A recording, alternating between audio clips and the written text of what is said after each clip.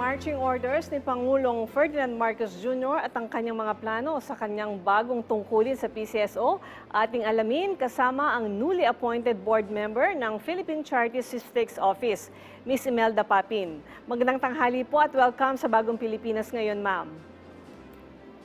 Good morning, Ase Kweng. Sa lahat pong nakikinig ngayon at nakikita ang ating mga kagandahan sa PTV4, magandang tanghali po sa inyo. Ma'am, una po sa lahat, congratulations. At ano po bang masasabi ninyo sa pagkakatalaga sa inyo ni Pangulong Marcos Jr. bilang bagong miyembro ng Board of Directors ng Philippine Charity Statistics Office? Ako'y natutuwa, talagang sobrang aking kaligayahan, Ase, kasi siyempre napakaraming gustong maging direktor din at tumulong sa ating mga mamamayan.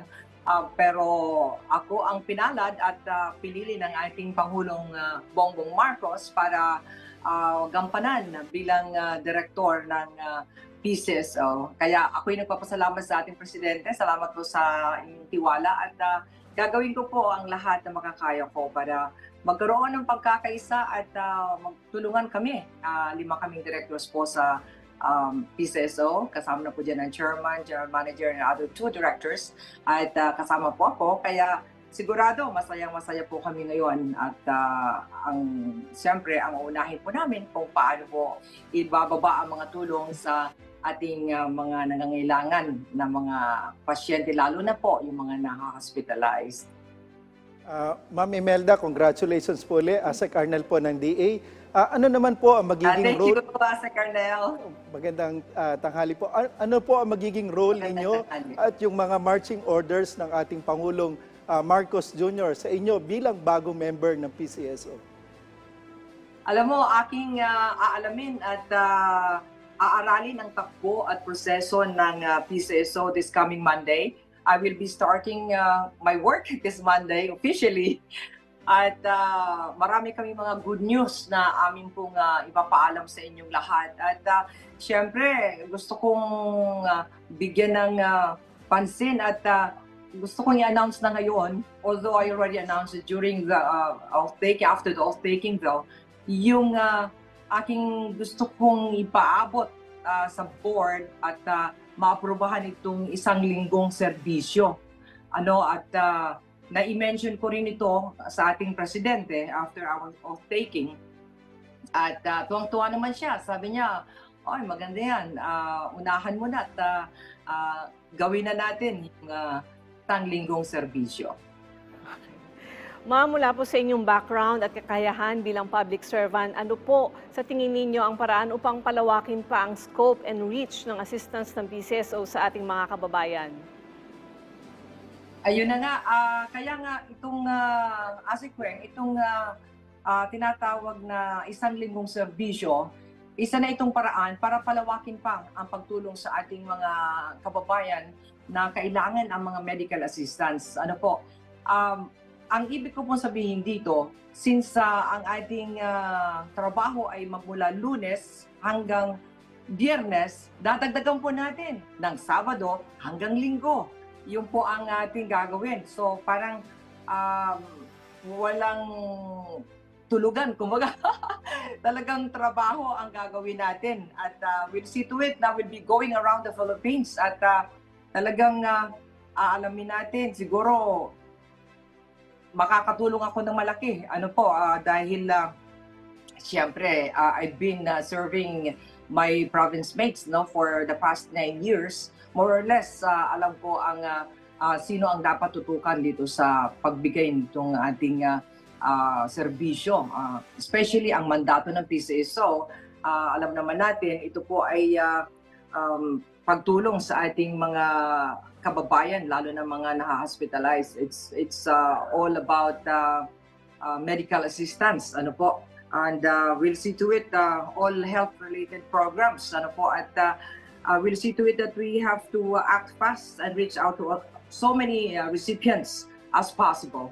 And we'll see to it na sa ngayon sa PCSO ay kaming 5 directors ay talagang magkakaisa ng isang direksyon para sa mandato ng PCSO sa ating mga mamayan.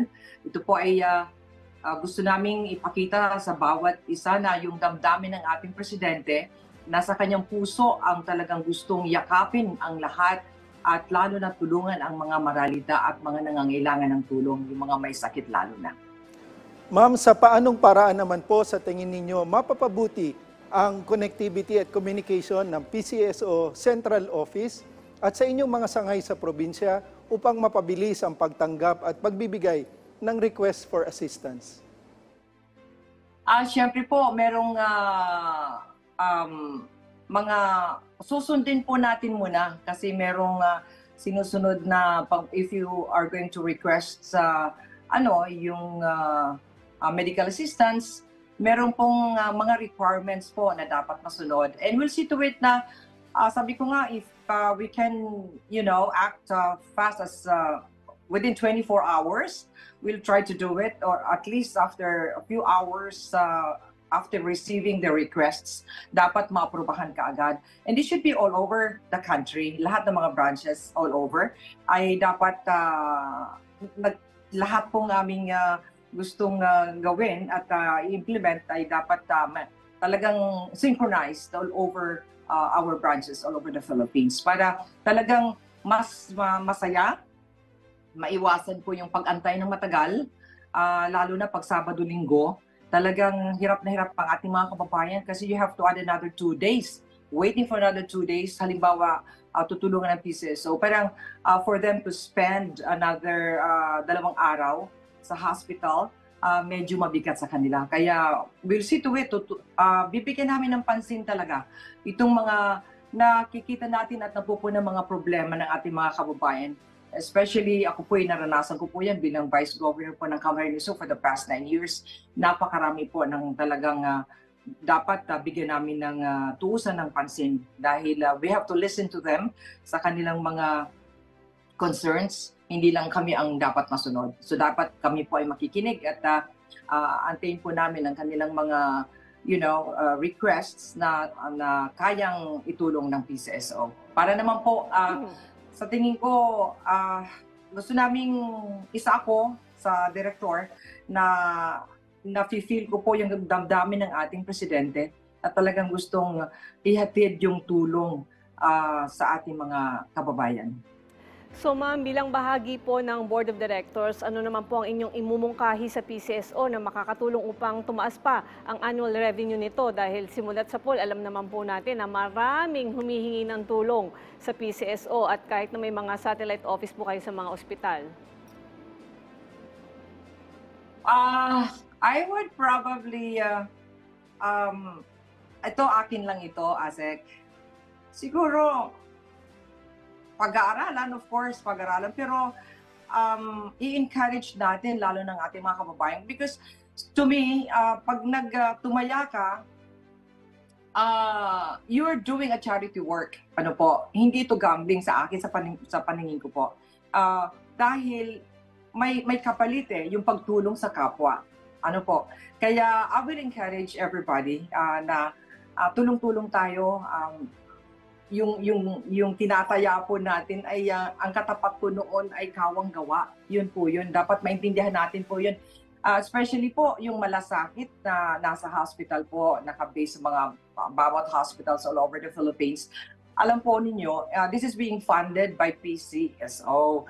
Ito po ay dapat maintindihan po nating lahat na ang tulong po dito ay galing sa PCSO. Galing po sa inyong lahat na tumataya, at doon po napupunta yon at ibabalik din po doon sa mga may sakit at nangangailangan ng mga medical assistance.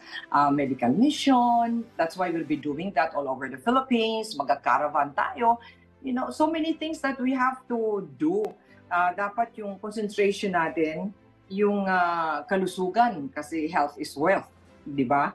Kaya we'll make it fastest and simply as manner as possible. Kaya narito po kaming 5 board of directors headed by our chairman, general manager, and 2 more directors. Kami po ay very much willing to offer our time at to listen. At siyempre po, iikot. Medyo mabigat itong iikot, ano po, pero okay lang po sa amin ito. Gagawan po namin ng paraan dahil ito po ay mandato ng PCSO, and of course, would like to promote the good heart of our dear beloved President Bongbong Marcos. Okay, maraming salamat po sa inyong oras sa Board of Director Imelda Papin ng PCSO.